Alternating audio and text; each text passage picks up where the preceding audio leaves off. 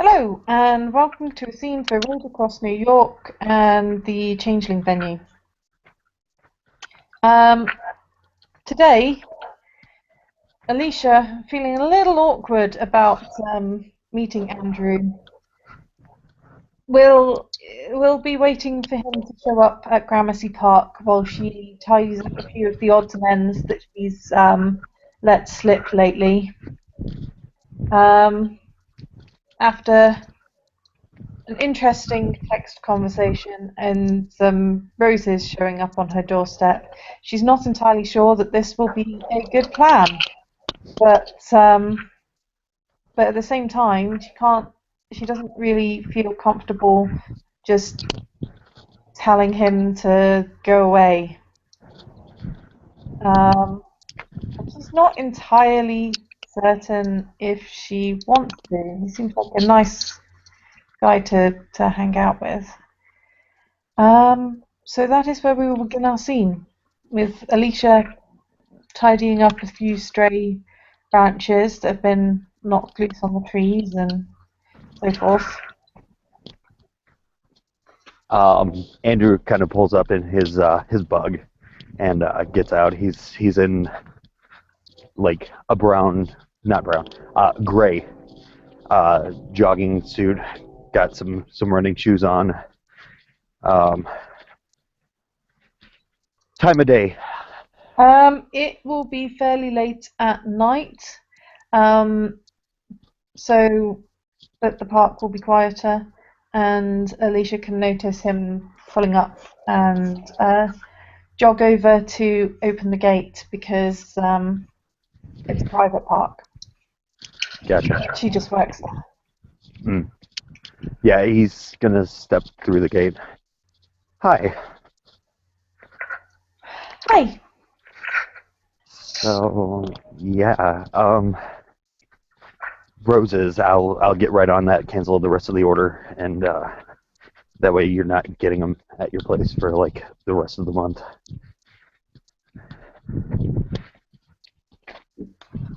Um, Sorry, I got a little carried away. That's okay. Um, but yeah, and he kind of is looking at the ground the entire time he's talking. He's never making direct eye contact with her.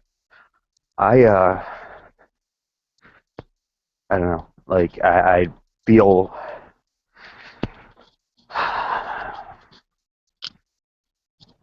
I'm lost right now, and like we complicate each other, and I'm not saying that that's a bad thing. I'm saying you feel right.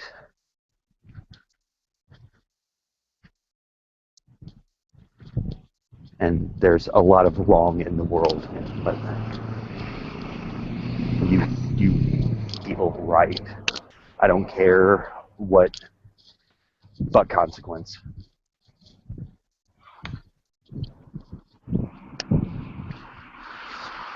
Thank you. I just,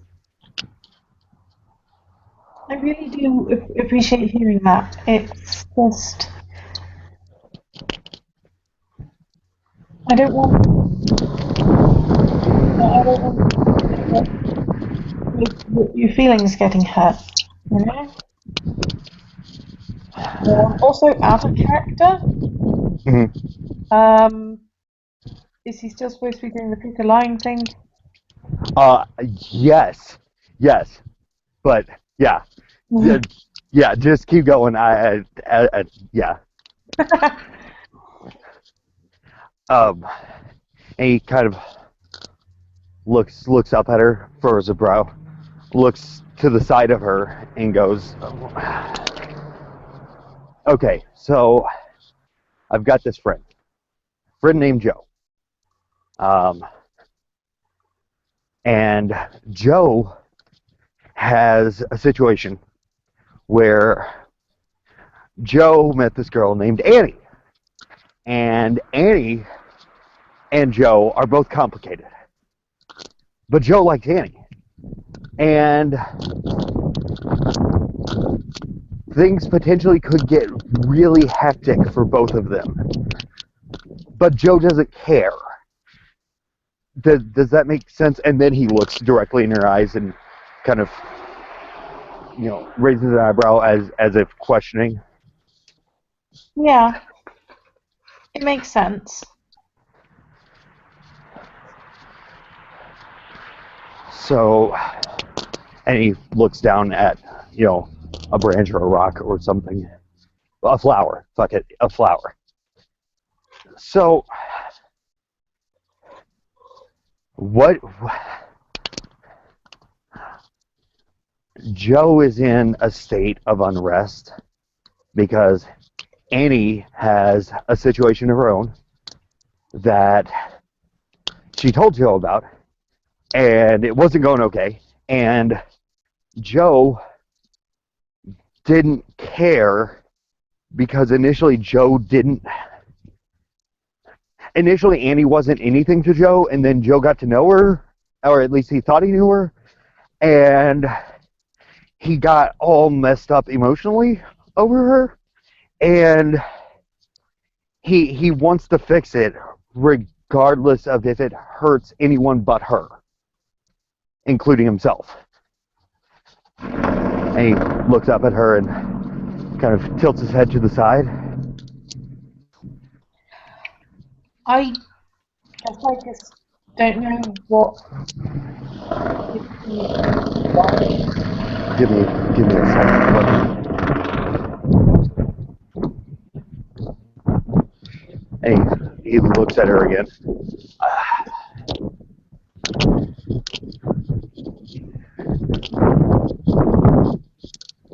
It's a lonely... He looks away, looks back at her. It's a very warm and inviting place out there when you're near. And he's looking directly into her eyes when he's saying this.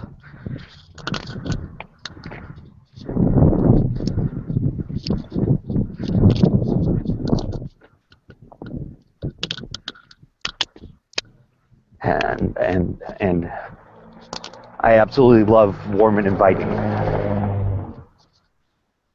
And like, I don't know, Val's a terrible person. I mean, he's my subordinate and everything, and that's horrible and everything. But it's like there are certain... You tell everything to the people underneath you, and it's like with you, I don't feel that I can tell you anything.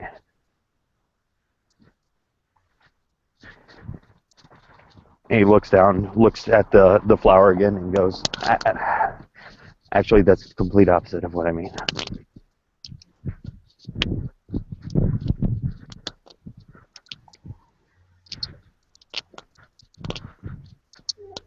And she's going to awkwardly pat him on the shoulder because it's the kind of thing that she would want to give him a big hug for, but she's afraid that will kind of make things worse. So she's going to go with the awkward pat on the shoulder instead. And he looks at her and goes, and he opens his mouth to say something a few times, breathes out heavy, and he's just like, what do you want me to do, Annie? Just tell me. Annie, just tell me what to do, because I don't know.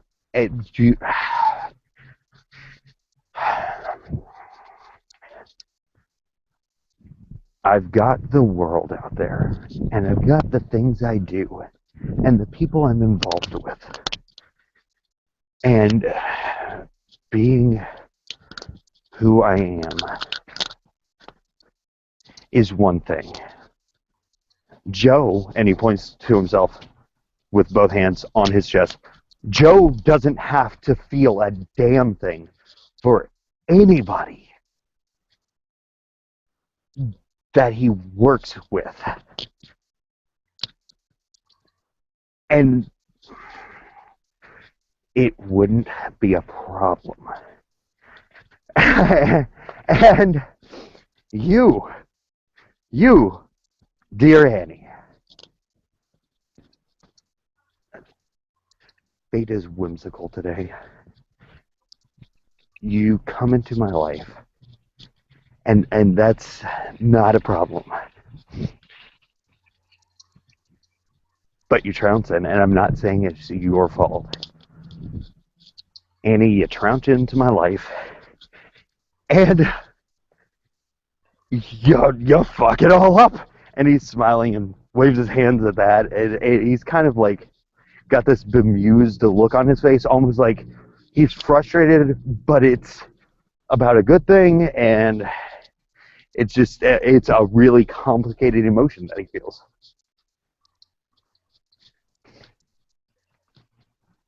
And I don't want to lose that with Annie.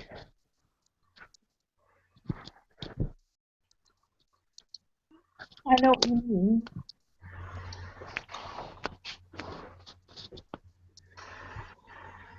I just.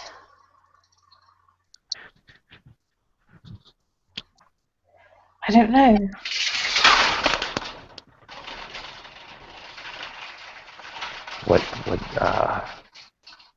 What exactly do you not know? That I'm way gonna. I can tell you what I do know.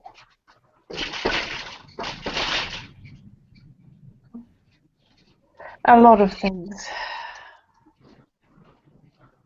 For example,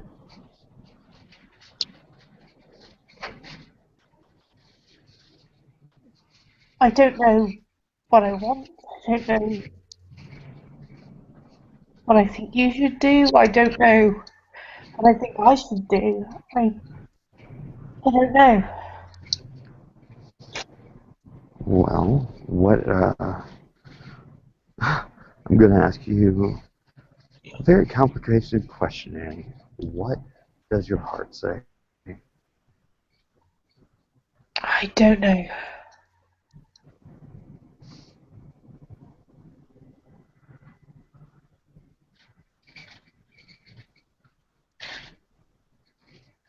Why do you not know?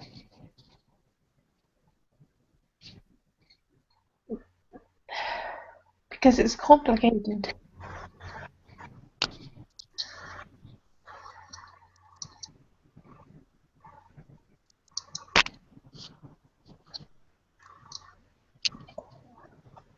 What?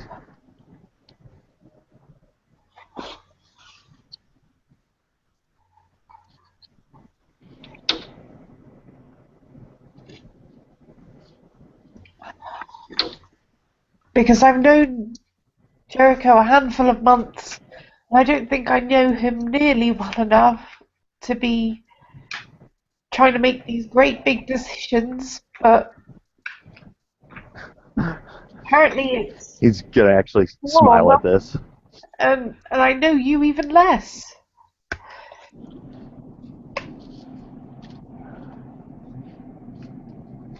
Then, if I were Joe and you were Annie, which I am, and you are, I would actively tell everybody to fuck off and decide for myself before I made the biggest mistake of my But telling everyone to fuck off could be the biggest mistake. That's the problem. I don't know. life. And making a decision could be far worse because the consequences could be catastrophic, not for anyone else, but for you. And that is, and he looks away, looks back at her. That's the worst advice I can give you. Um, because I absolutely adore seeing you in hard times and troubles and all of this wonderful stuff.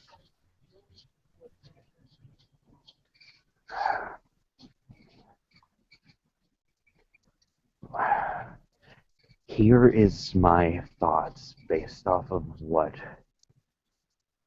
the woman that saw me grow old told me. No matter what happens, the person that is indisposed of when you need them most,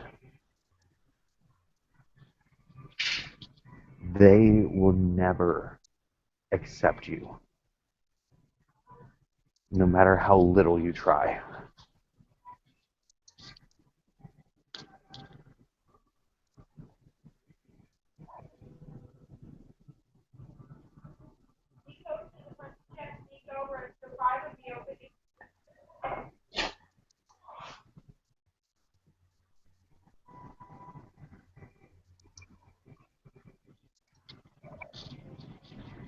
Did, and he looks away. Am I making sense?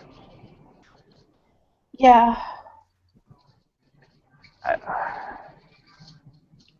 I just I wish I asked you. was. I asked you something very important, and I'm not saying you haven't thought of it, but I'm just making sure. It's the question of how long are you willing to wait?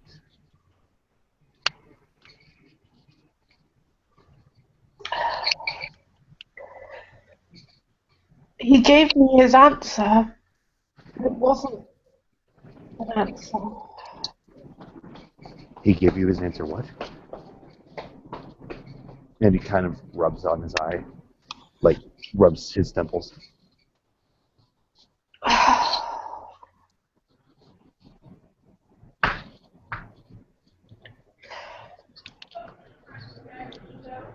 I'd asked him to undergo a ritual of my people, and he agreed, but I'm, he and he's agreed. kind of blinking in all this. Okay, start over. What?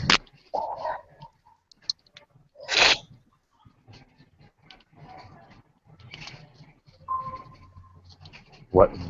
What are you? Okay. There's a ritual for Annie's people. Yes, Okay. and they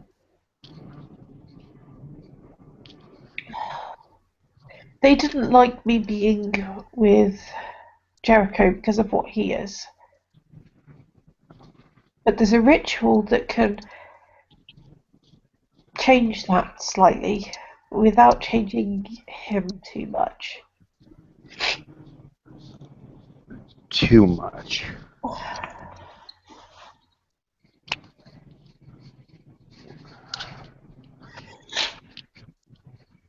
It's complicated, and I can't really cover Sweetheart. all of it. Sweetheart. And he turns to her. We're both complicated. I can't do. I have to be mindful of what I do around you.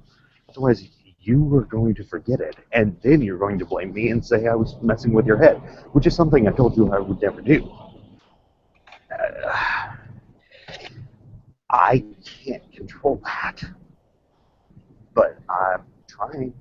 So please tell me about complicated. Yeah, I mean, I don't want you to ever think that without your permission, I'm messing with your head and messing with your memories because, hi, welcome to the condition of being me. And he, at that point, looks at her and kind of, you know, cocks an eyebrow. It's not complicated at all. yeah, I know. It's just some things they aren't my secret, so to speak. They're kind of my people's secret, and Okay. get in trouble for talking about details. So I can't say it. Welcome. And he looks away. Welcome to both of our lives. Yeah. Valerius was none too happy with me. So Well, I'm not gonna with me, with our try. situation. I'm gonna try and explain it as best I can without going into the details that I'm not supposed to go into, if you see what I mean. I would have absolutely no understanding of that. So, like I said, they don't like him because of what he is. But there's a ritual that can be done to make him something else as well. Something that they would like. The kind of person that they do want me to go out with. And Okay. Is I'm gonna ask a question, and he kind of looks at her. Are you in some sort of religious cult, dear? Like, I mean, honestly, like, this kind of sounds like some straight up, Jamestown shit. Are you gonna start trying to feed him, the Kool-Aid? I sometimes wonder if it's a religious cult myself. I'm just, letting you know what it sounds like from the outward perspective. Yeah. I try, but there's only so much I can do to get them to back the hell off. And Ooh, whilst I've been ignoring them for a while, they kept kidnapping Jericho. okay. So, what do you want to do about it? I mean, it sounds to me, and he's again now looking at the flower, as if Annie has a problem. Annie cares, but realizes that she puts the situation into far worse matters by doing that. And am I getting this right? And he kind of looks at her. He's got his index and his middle finger on his right hand, pointed at his eyes, and goes back and forth between hers and his, pointing wise. Uh, Pretty much. Except, I think at this point, there's very little Annie can do about it. Mm-hmm. I don't know that I'd buy that. Not that. No, Okay. I mean about it causing trouble for him. Yeah. Yes and no. Um.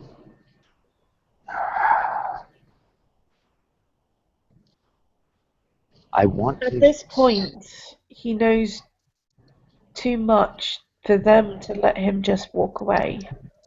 That can be My fixed. responsibility. That can be fixed.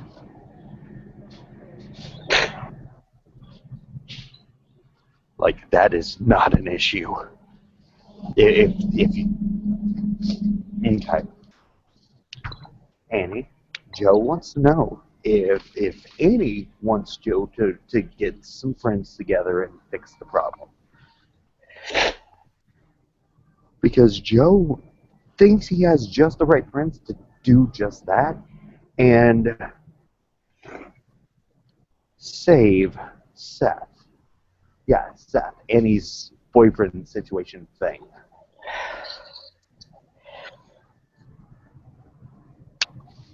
I don't think that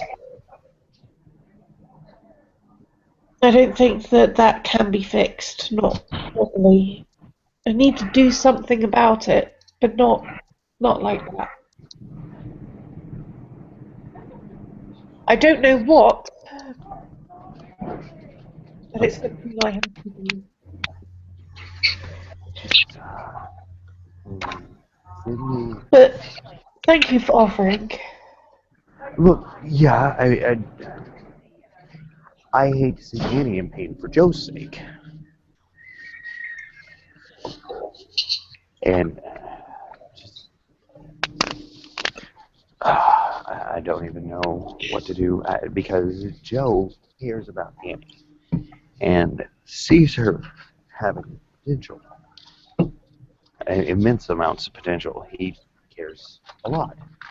But Joe doesn't want to hurt her, and it feels like. Give me one moment. And he sighs. How are you?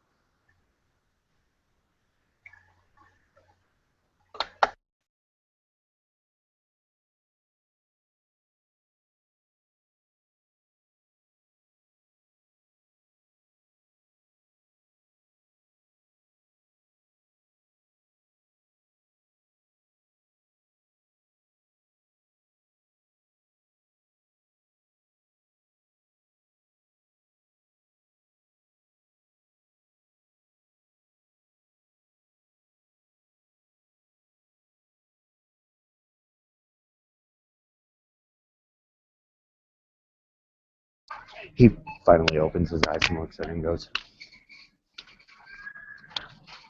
Alicia, I have no feelings for you, and they're extremely weak. And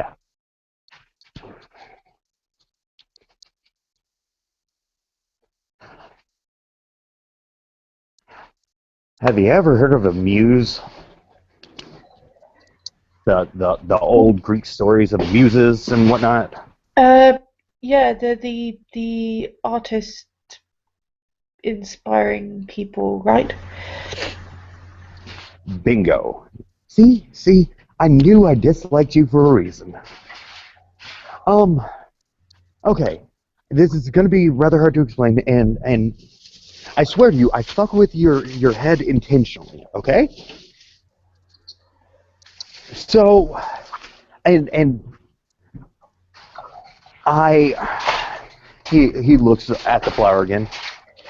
Joe has never, as far as he's aware, messed with Annie's thoughts and feelings intentionally by any means other than conversation. Okay? I, I just thought I'd have to preface this little story with that.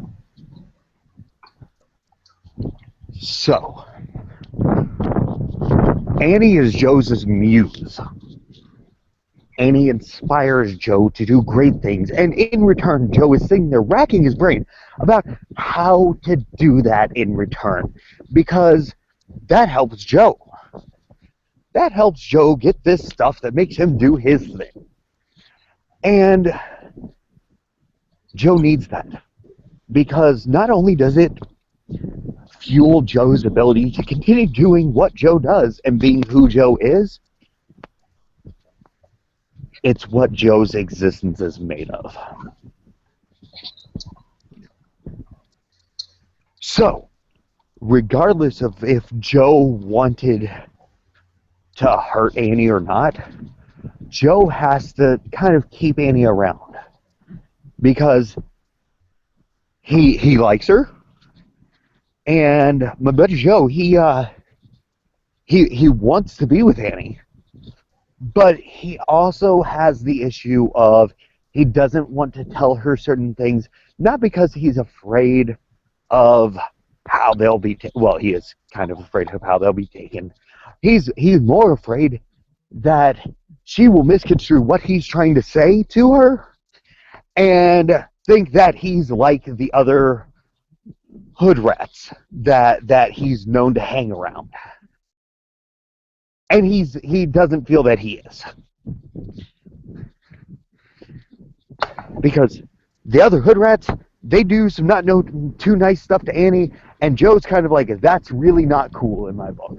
But Annie, she's a cool cat, and I want to keep her around because she gives me this stuff by just being around her and being full of all of the awesome things that I like about her. Being vibrant, being full of life, being full of inspiration. That's all good stuff. And that's all the stuff And he stops. I'm rambling.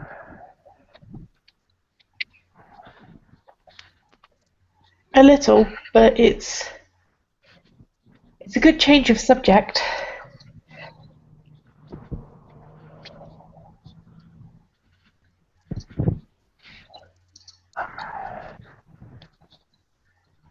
He looks at the flower and goes, "You know, Mr. Flower, that Alicia chick, she inspires me and she gives me everything I need. And I don't know how to handle the way I feel. So, yeah."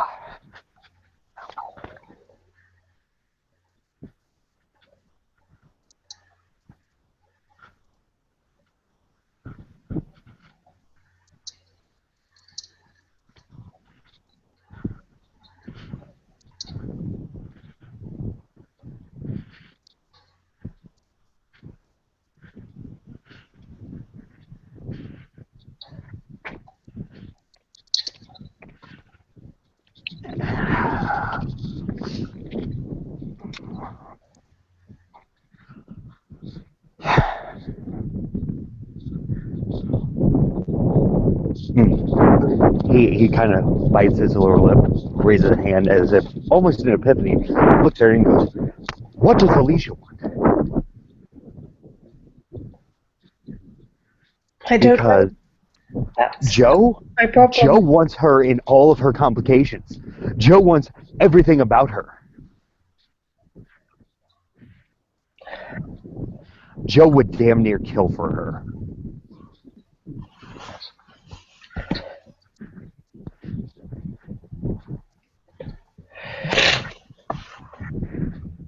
And that's saying a lot because Joe's borderline a pacifist. Unfortunately, I don't think I know what I want. I really don't. He's gonna. I care about Jericho. I do, Mhm, but mhm. Is it the kind of. Does Annie care for Seth in the way that he feels she needs to? Or does Annie care about Seth in the way that she needs him there because he's a part of her, but not in the way he's wanting?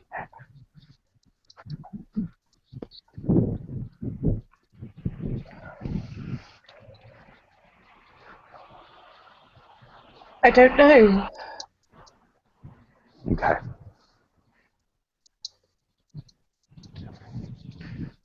Do me a favor. Think about it.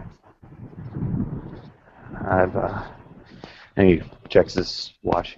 I've I got to get out of here.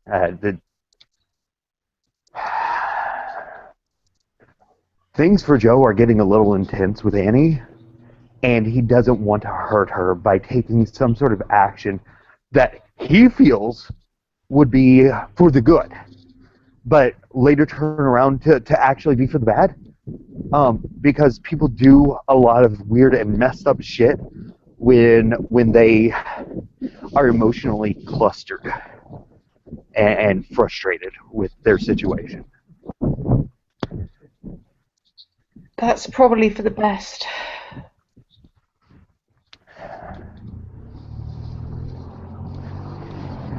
He reaches up, puts his hand on her cheek, and raises the other hand with a single index finger, kind of and he's opening his mouth and closing it, looking for the right words, and goes,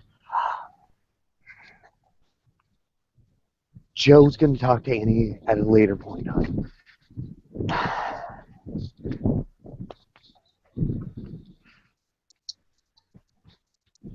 And he smiles, and he turns and starts walking back to his car. And Alicia is going to go back to doing. Well, she's basically going to pick up her stuff and then go and curl up somewhere and have a think.